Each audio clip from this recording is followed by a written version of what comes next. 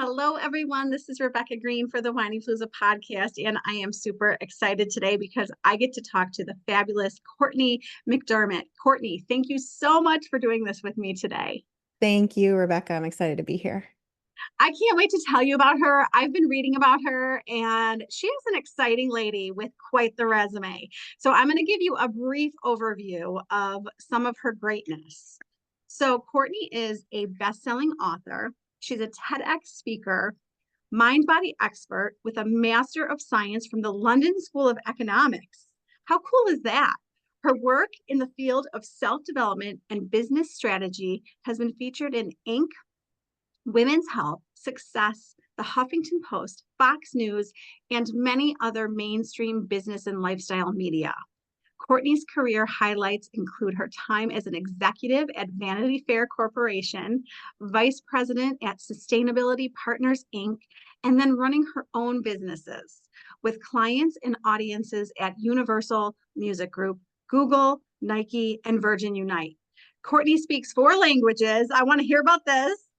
And she lives between Italy and the US. I have never even been to Italy, and you have lived there. Like, oh my goodness. You have to go. You have to go. Everyone has to go to Italy. It's on Yeah. my list. It's on my list. I said to my kids, I have 3 kids, I'm like, let's go and explore and go to London and Italy and Paris. And they're like, eh. And I'm like, you guys are nuts. They are nuts. Yeah, you got to go. Oh my gosh. Well, you have quite the resume, and there's so much I want to talk to you about, but I've been hearing about this fantastic book that you wrote. So let's start there. And let's start with what inspired the book. Give yourself permission. And what messages do you hope to convey to readers? So give yourself permission sort of came as a download of sorts. It was like this, I think it had so much to do though with the fact that the people I'd been working with, especially really high performing women, were always struggling with giving themselves permission. Yes.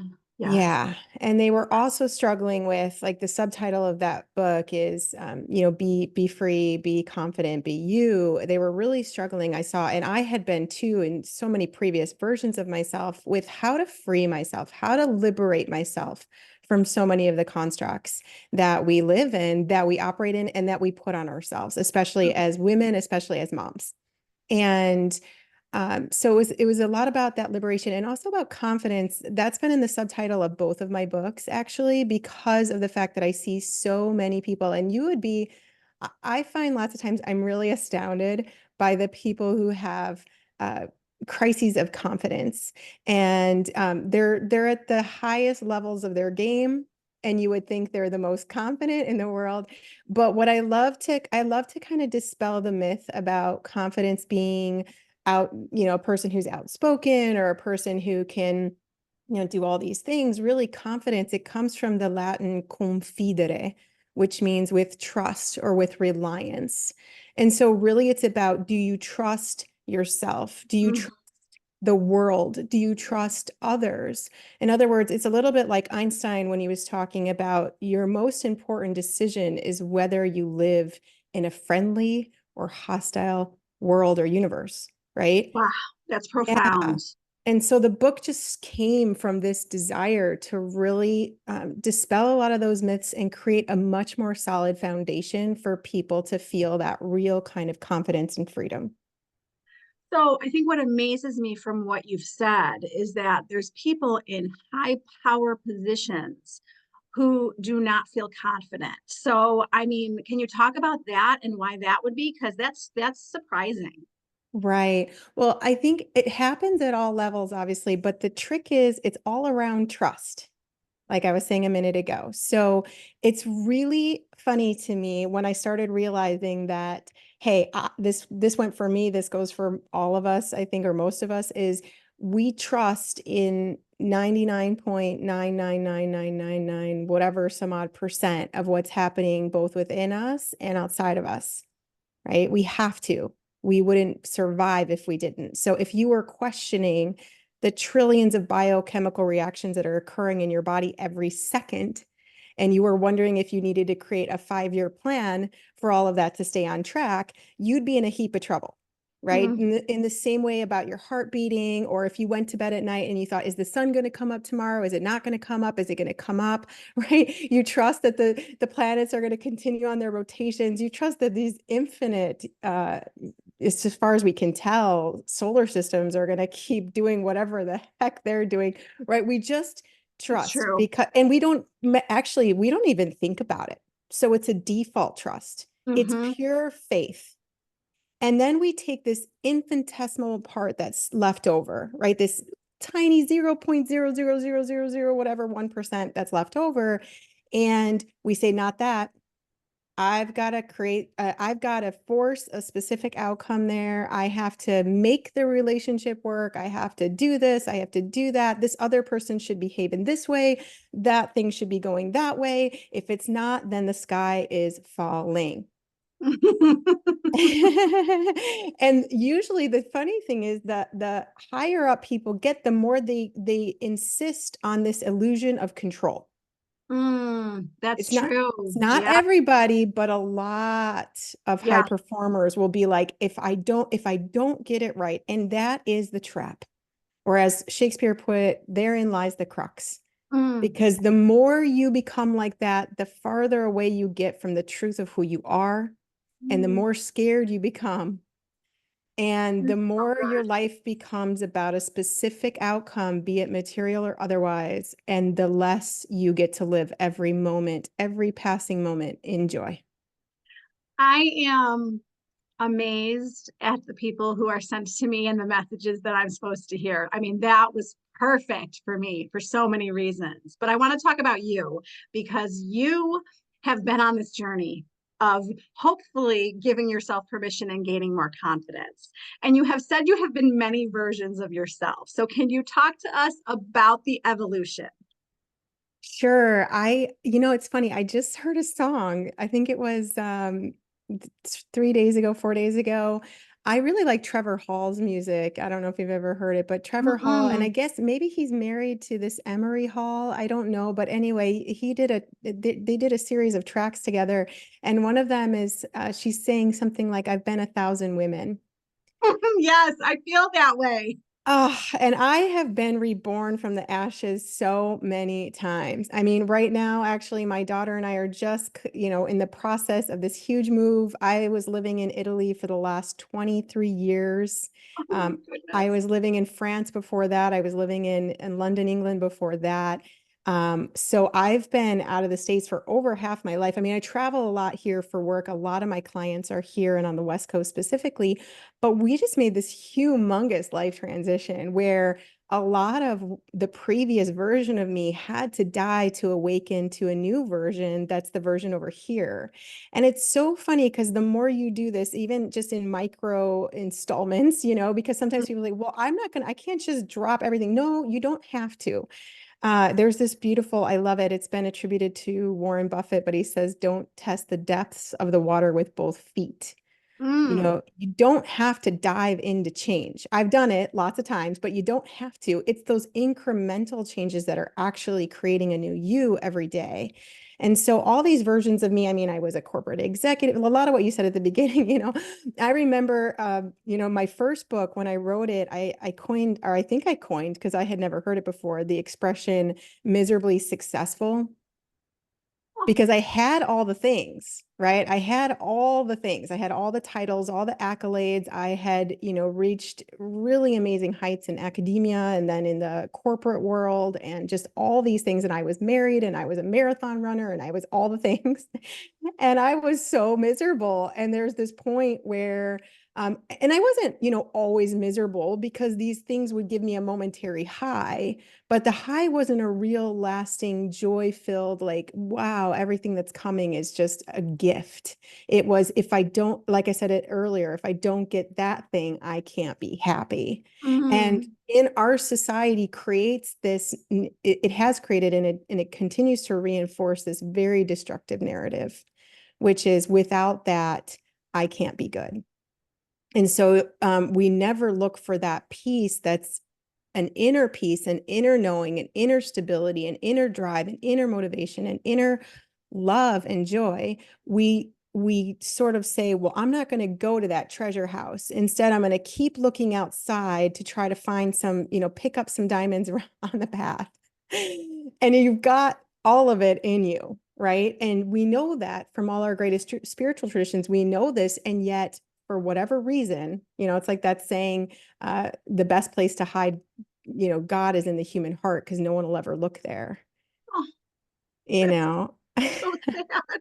So It sad. and it's like you get these glimpses, and anyone's listening, anyone, who's like, we've had these glimpses, and what I'm talking about is just live in it. Like, not a glimpse of, wow, this is so spectacular, but to really just to dive into that richness within you. And so all these versions of me, to come back to your question, they've all been a coming closer and closer to that, and an uncovering in the process. Like, okay, how does the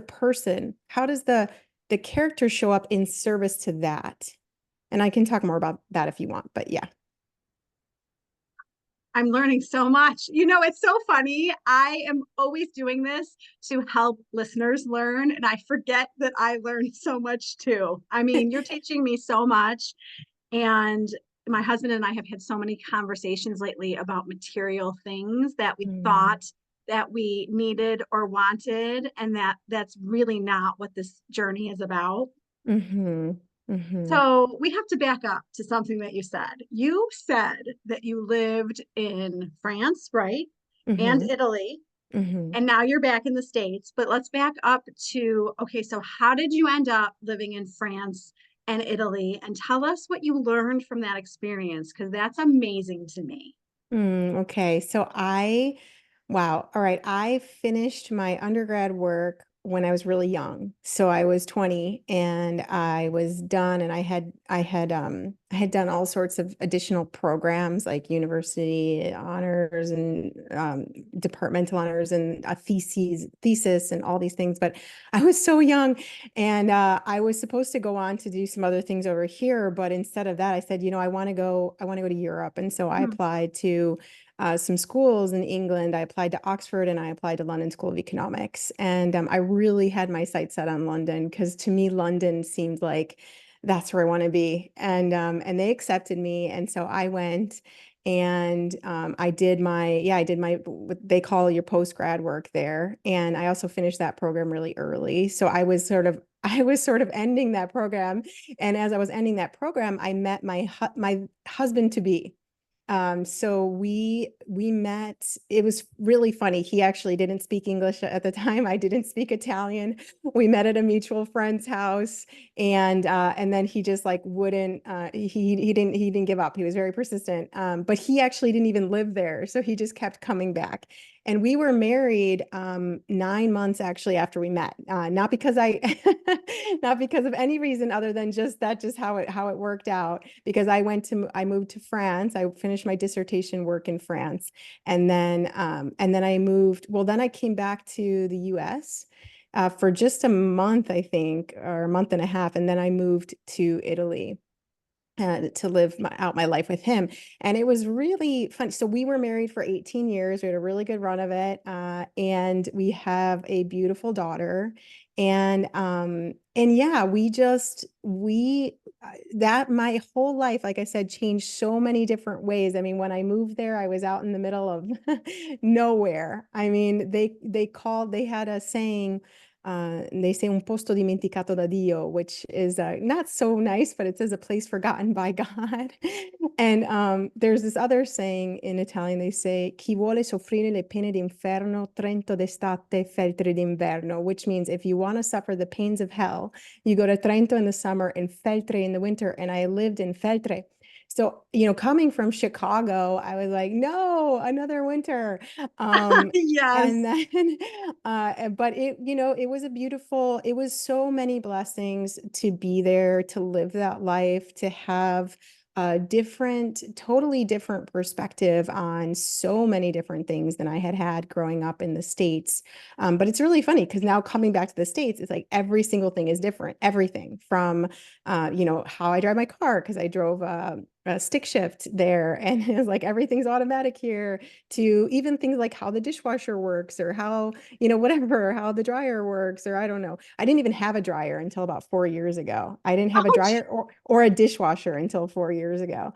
So I went 20 years without those gifts. But anyway, yeah, so that's a little bit of that background. It's so many lifetimes packed into those years that I don't know where you want to take it, but that's a little what a glimpse. story. I mean, you sound like a high achiever to me. Yeah, Quite.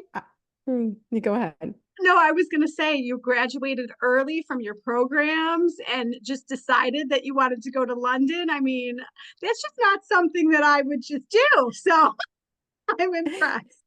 Thanks. Yeah, it's funny. I used to literally consider myself a very high achiever, and it's funny now. I feel like things you do what you are. And so it's really about becoming those versions of yourself. And the more you become them, the more there's something called the law of least effort. And so it's the minimum amount of effort with the minimum combined with the minimum amount of time. And so it's really becoming the kind of person who, like, yeah, it seems like, wow, that's so much, but actually you don't really feel it that way, because there's so much, I guess, this life force energy that kind of leads those activities, if that makes sense. It does make sense. It's making me think about my advice to my kids. And I think you're going to like this, but I keep telling them that I want them to go on a path where they find a career that does not feel like work, something Mm. that draws them, something that they're passionate about, something that they want to go do every day. Because there's so many people who are like forcing themselves to go to work. And I feel like if we're in touch with who we are, what our passions are, then it shouldn't feel that way. It's such good advice to say, find what you love. In fact, it's Mm, one of the chapters of my last book is, give yourself permission to do what you love. yes, Because yes. if you're filling your days with something you don't love, and it will be hard. There are days I personally, I love what I do. I mean, I couldn't love more what I do. And there are definitely days where it feels like work. There are definitely days where it feels like, holy moly, this is a tough one. Mm-hmm. But it's that love that gets me through that toughness.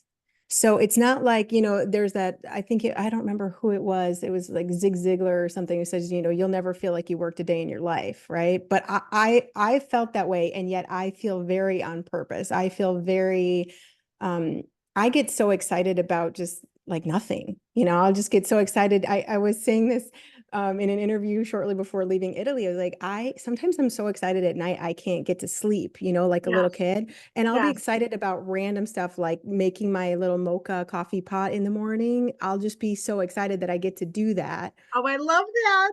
It won't be, I mean, I'm on some major stages all over the world. It's like, that's not the thing that is exciting me. It's like, oh my gosh, I just moved to this place and I've got hundreds of hummingbirds that are just Oh, all wow. over the place. And I lay in this hammock and it's these hummingbirds just coming so close to me. And I'm thinking, how is this possible? Right? It's so amazing. So it's really reveling in that rather than, because I think we get trapped in like, it has to be this way or whatever, or we hear a lot of these cliches. And while it's true that cliches are cliches for a reason, it's really important to find your truth within that,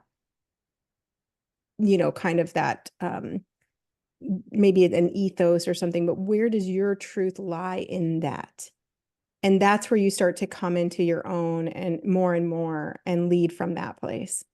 Well, and you might have just answered my question. I mean, I guess what I'm seeing from you is you radiate the word joy. Mm, And joy is what I think we're all seeking. I think everybody just wants to feel joy. mm, So to the listener struggling, she is not feeling joy in her day. Can mm. you give her some advice? Yes. Oh gosh, I wasn't feeling joy yesterday. Well, you're feeling it today. So, it's so funny. And it's really funny. I had an interview scheduled yesterday and it just, I don't know what happened. The host didn't show up, and I don't think that's ever happened. And I've done hundreds of interviews.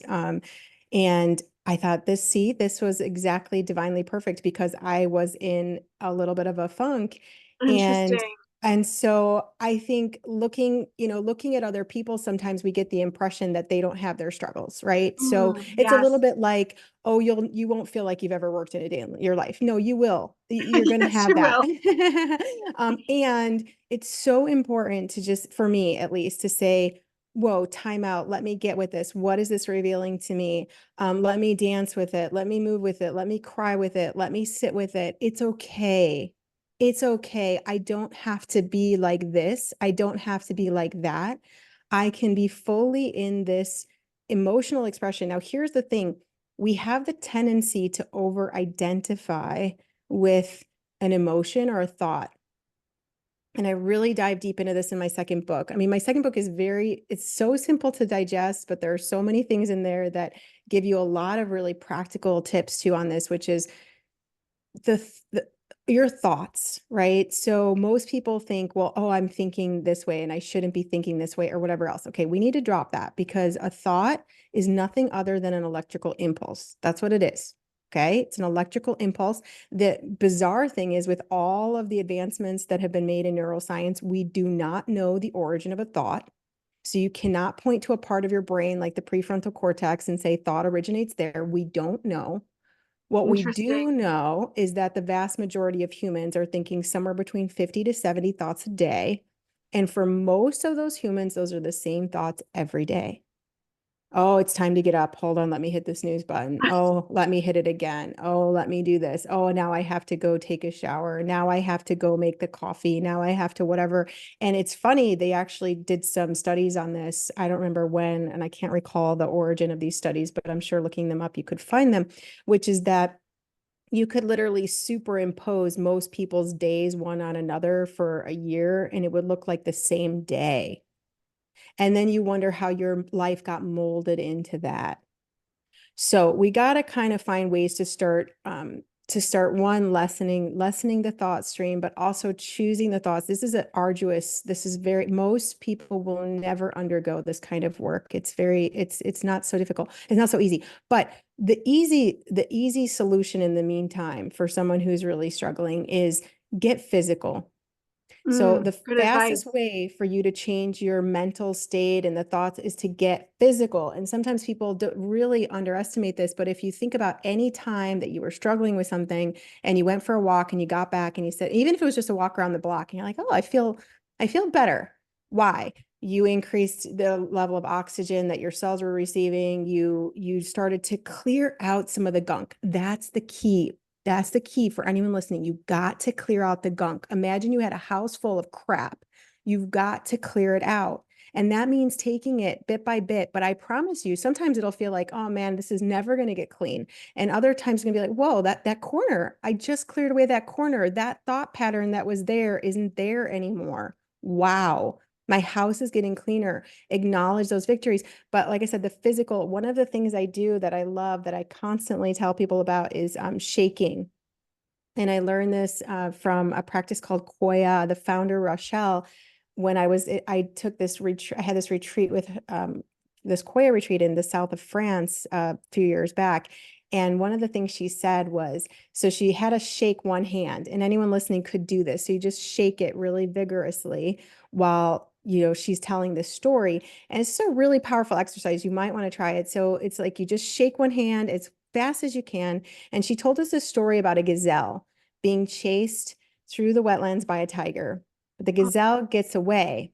However, the gazelle does not go to therapy for the next 10 years. About this time that the tiger was chasing her through the grasslands, what the gazelle does is she shakes to every part of her body, releasing the tension, releasing the fear, and goes back to being a gazelle. When I first learned this practice, I couldn't shake parts of my body. That's how much stuck, stagnant energy was in my physical body. So now I can shake like I'm like a little, I don't know, like a little rubber, flimsy rubber something. I don't know. But at that time I couldn't, and I had so much pent up energy, and I just like wasn't able to to release it. I had a lot of trauma in my past, and I just held it, could hold it in our bodies, like that book, The Body Keeps the Score, which I haven't read, but I love the title. It does. And so it's like releasing a lot of that is so hyper important if you're going to start to feel better. And it does take a bit. And I would love for people listening to say, well, I try, you hear this, I tried for a couple of days, it didn't work. You gotta realize how long it took for you to get where you are. And I Yes. promise it'll take a lot less for you to start shifting that if you just give it the space it needs. We need to give it the space it needs. So that's one of my highest quote unquote technique. I have a lot of other things that I would recommend, but that's one of the major ones. There's one other that I feel really called to say before, because it's so important and it's so hard to get. But if you get it, you will really, there's so much here, which is relax. And it's so hard to hear that when you're not relaxed. It's the hardest thing in the world to hear when you're not relaxed, but it is seriously the most powerful thing you can do. And because it allows you to just seep into that trust more and more that we were talking about at the beginning. And all you have to do to relax, there's two ways that you could do this that are super easy. One is yawn. Just yawn. Start yawning, set a timer for 30 seconds and yawn. What happens when you yawn is you actually send a message to your vagus nerve that you're safe, that everything's okay. It's Mm. also, yawning is considered the best kept secret in neuroscience because it energizes and relaxes us at the same time. Yawning gives you a whole new kind of outlook. In fact, they also suggest doing this in partnership or with your kids, because yawning releases a lot of oxytocin, which is a feel-good hormone that is usually, we get it when we cuddle. That's why it's commonly called the cuddle hormone. But you can get this in yawning, a very, very powerful relaxation technique, one that unfortunately we were taught not to use, but is built into us for this precise purpose. So yawning, and the other one is just get horizontal. And I know this might seem tricky sometimes because you're like, I can't lay down. Lay down for 2 minutes. If you say you can't, lay down longer. Lay down longer. It's like the Dalai Lama who said, if you think you don't have, 20 minutes to meditate for an hour, or something like that. If you think you don't have time to lay down for 2 minutes, you need to lay down for 10 or 20 or 30 or an hour. That's Yeah. really, really good advice. I can't even tell you how many people are going to listen to this who need to hear what you just said.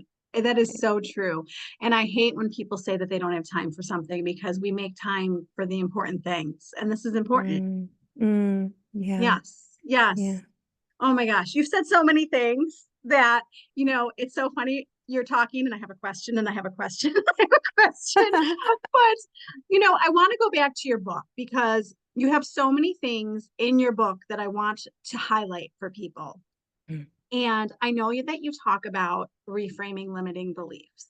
Mm. And I think that, like when we brought up the words, I can't, or I don't have time, there are so many limiting beliefs that we have throughout our days. Mm. So, can you speak to the challenges that you're seeing people face and how your book and you help them with that?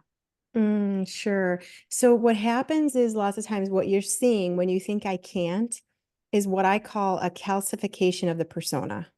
Mm, Okay. So if you actually look at the origins of the word person, it comes from persona, which were the masks that they wore in ancient Greek theater. If you sit with the profundity of that definition for even a minute, if you contemplate that for as long as a minute, your masks will start to fall away. You are not the character you created. You are not.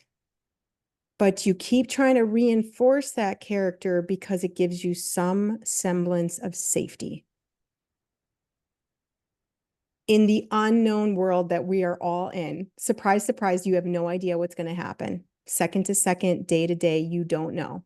You think you know, and you think everything's going to continue this way, but it's not. And you try to get everything to continue this way for you to feel kind of safe, but it's not. mm, It's not ever going to. There is the maxim, the only constant is change.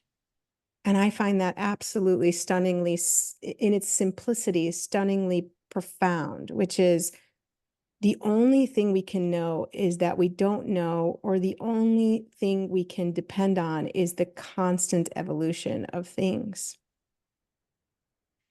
You know, it's funny, we think a relationship's going to stay this way. We think it would, and we do everything we can to get it to do that, which is crazy.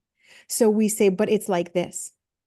And by the way, every time we say it's like this, like for instance, if we say, I don't have time, there's a part of our brain whose sole function is to find the corresponding answer to that belief or that question, and to just bring that up to your awareness. It's its job. And it's called the reticular activating system. It's this part of our brain that functions a lot like Google, only it's infinitely more powerful. And so you put something in, you give it some input, and it just has to take from all of this gargantuan amount of data that you're exposed to. It's going to pull out those pieces that match your predominant beliefs or thoughts and questions specifically. So I am very clear about how to start shifting that in the book. But one of the things I will say here is the questions you're asking yourself, this is why they're so important. If you're asking yourself the question, why are there no, why don't I ever have any time? Why are all men like this? Why, how come I can't lose the weight? Whatever it is. And if you pay attention, and if you have the courage to let some other people around you tell you what your questions are, because a lot of your good friends will be listening and think, oh man, she's on about this thing again or whatever. And they won't actually say it to you.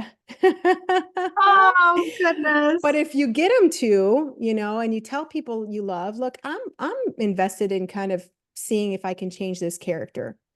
Let me go back to that. It's so profound and so important. The minute you start realizing you're playing a character is the minute you can put your inner knowing and that intelligence. You have an intelligence coursing through you, and you can give it whatever name you want, but it's the same one that's beating your heart, that's conducting the trillions of biochemical reactions that occur every second that I mentioned a little earlier. Okay. It's that intelligence. When that intelligence within you is in service to the character and not the other way around, where you're trying to force the intelligence to serve a character, but instead you let the character serve that, then you start to realize, oh, wow, I'm actually not the character. And that's when you will start to be able to play any character you want. And you will be able to move around, dance around the stage, and really be like, or even exit the stage. Castaneda talked about that a little bit in his work, or a lot in his work. I didn't use those words, and I'm not as familiar as I'd love to be with his work, but this idea of like, just, I think he said, exit the mansion altogether. There's all these rooms that you could explore, and then you could just leave the mansion. And I've had so many experiences like that in my life that have been so profound, of really recognizing like, this isn't what you are. And that allows you to enjoy this, this, whatever the character is doing. You're like, oh, that's so funny. Look, that's so entertaining. That's so great. What that character is doing. And yet I'm not that, I'm not that. I'm consciousness expressing itself as that. Yes.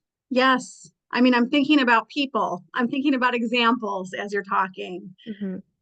I mean, the goal is to help everybody listening. And I know that you speak to confidence. Confidence is huge in so much of what you're saying. And having the confidence to change, having the confidence to know that you can change your thoughts.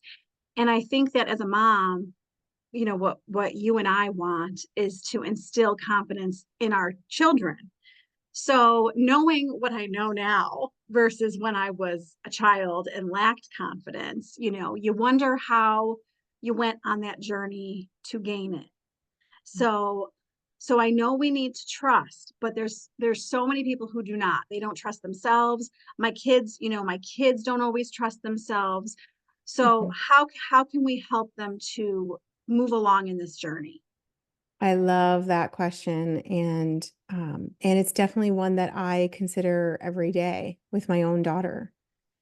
And I think the biggest thing you can do for your children is to be it.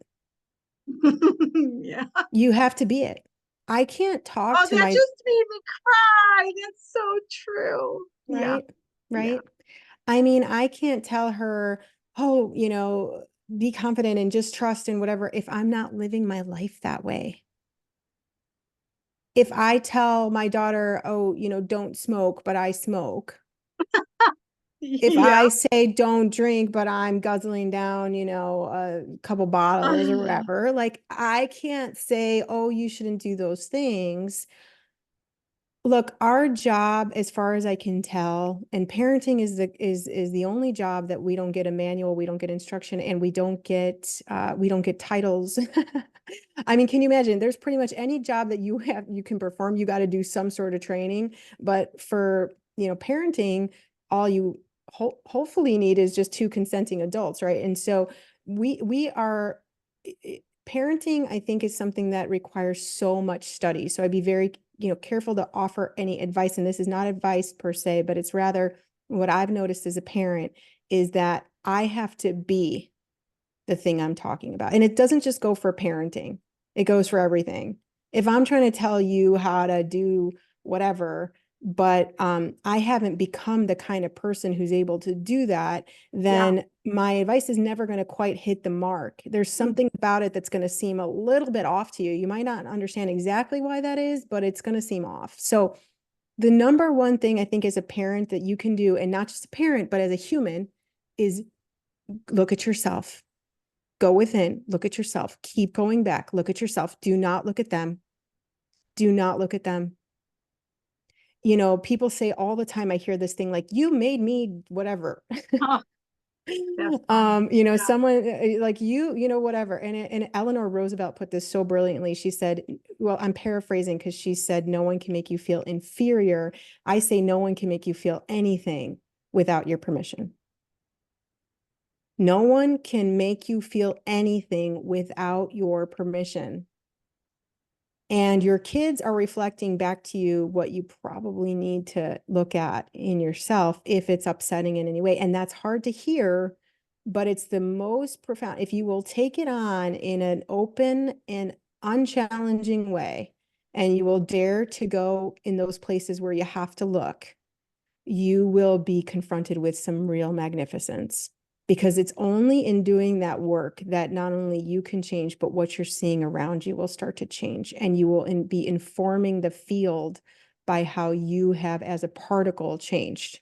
And, Einstein is really amazing. He said one of the most profound things I ever learned from his work was the field is the sole governing agency of the particle. And I used to think that that meant that your environment was shaping you. And while that is true for the vast majority of humans and life forms in general, there is a point where your field, the inner field, is informing everything else. And I think that's really, if I look at his work and the evolution of his work and where he was going with that last theorem about the unity of all things, I think that's what he was going to, is the microcosm affecting the macrocosm. And I'm getting a little too maybe not No. really esoteric because it's very scientific, but it's so profound when you realize, like, oh, wow, the only way to change anything in the body is to work on the individual cell that's unhealthy. And once I get that cell into a place of optimal health, it's going to start affecting the cells around it. And that's your job, as far as I can tell. Such good advice. I mean, you have so much wisdom to share. I think my mind is like, I have taken notes. I always laugh at myself because I have access to this to listen to it whenever I want, but I process taking notes. So here I am taking notes. It's great. Well, there's so much power in writing. That's wonderful. Yeah. So, okay. So for someone who is starting their journey, they want to be Mhm. more empowered, more confident, journey to self-discovery. Tell them where to start today. Because I don't need to push my book at all. I really don't. But both of my books are bestsellers. They're available everywhere and all over the world. But I really do think that those resources, and I speak from my heart, like those resources and what's in those books is how I came where I am to become who I am. And I do think that that's a great resource. But even if it's not those books, find something that really resonates with you and put all your attention on it. Really go deep. Don't be one of those superficial, oh, I read a book and I'm going to read another book. And now what should I move on to next? And all these things. No, go deep until it becomes your own knowing, not something someone else told you, but your own knowing. That's what I suggest in that second book specifically, is like, read it to a point where this becomes yours, because it is yours. This knowing is in you. It's this beautiful line from Ram Dass, aka Richard Alpert, when he said, I'm not going to tell you anything you don't already know, but the perplexing problem is you don't know you know. Oh, yes. And so our journey is one of remembering the truth and the power and the wisdom and the joy that's within us. And so if anything is pointing out there, it's missing the mark. Anytime anyone says, oh, just do this 5-step, whatever to whatever, no, I call no. Instead, keep going in. It's not the easiest work in the world, but it is the most rewarding.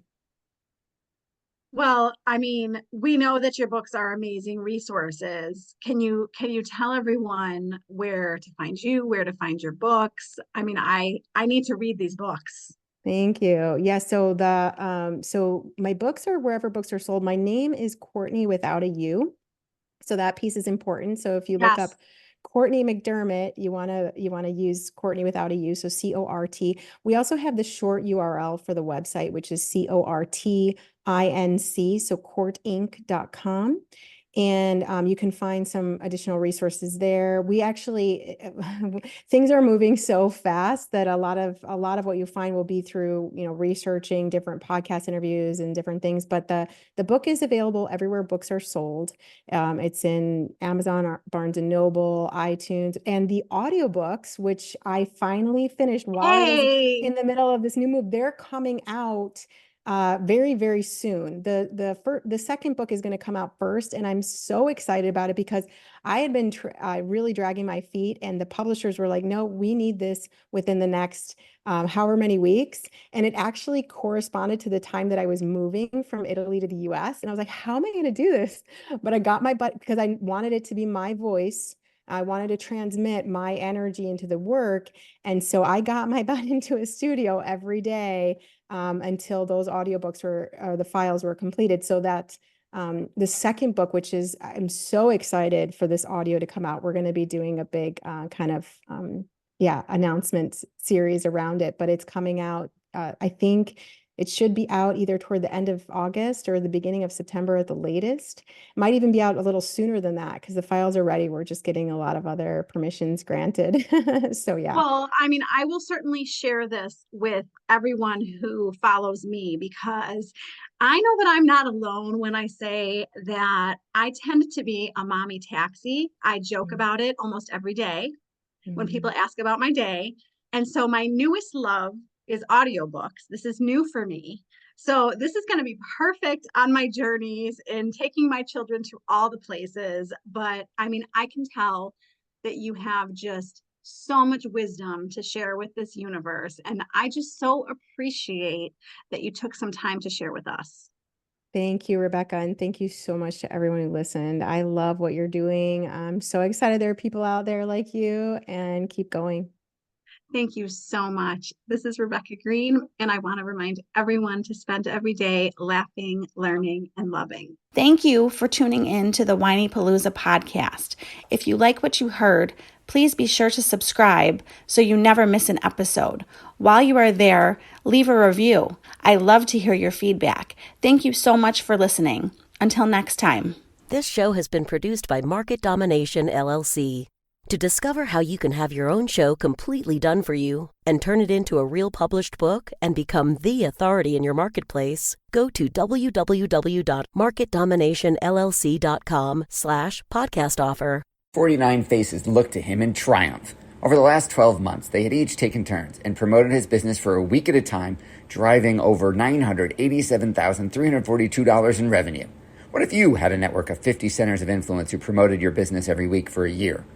Grab your copy of the #1 Amazon best-selling book, The Ultimate Guide to Growing Your Business with a Podcast, at 33% off the Amazon price by going to ultimatepodcastbook.com. Again, that website for 33% off the Amazon price is ultimatepodcastbook.com.